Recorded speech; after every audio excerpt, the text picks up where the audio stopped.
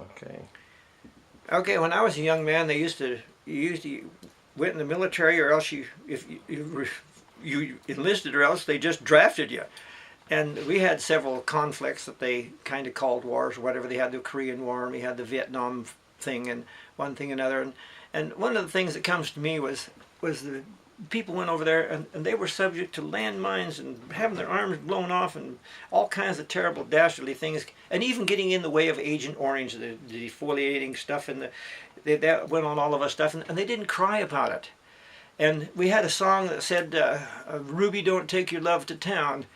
And some of the words in that song is about a soldier from one of those conflicts that said, "It wasn't me that started that old crazy Asian war, but I was proud to go and do my patriotic chore." We used to go do our patriotic chore.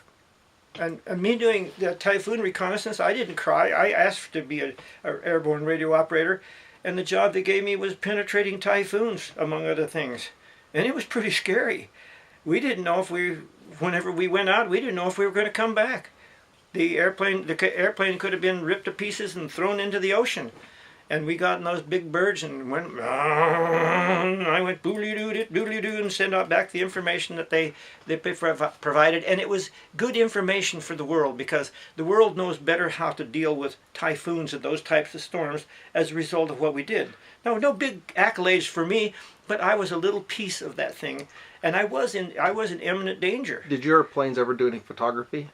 Oh, these airplanes were all designed for photography before we got them as weather birds. Oh. Matter of fact, they had bomb bay doors that opened up, and there was a camera about the size of a, well, I don't know what it was, but then how they took pictures that had such resolution that they could read license plates from 30,000 feet.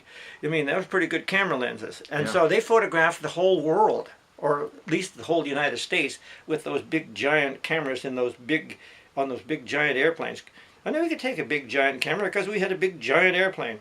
And right, and they have some pictures in the Exploratorium in San Francisco. You take a magnifying glass and you look at it, and you keep zooming in, and it's super high resolution. And that was old technology. But yes, they used our airplanes for that, and they used them for a lot of things. Matter of fact, they used our birds for bombers. You know, they dropped bombs, and the bird that I flew in was the latest version of the B-29.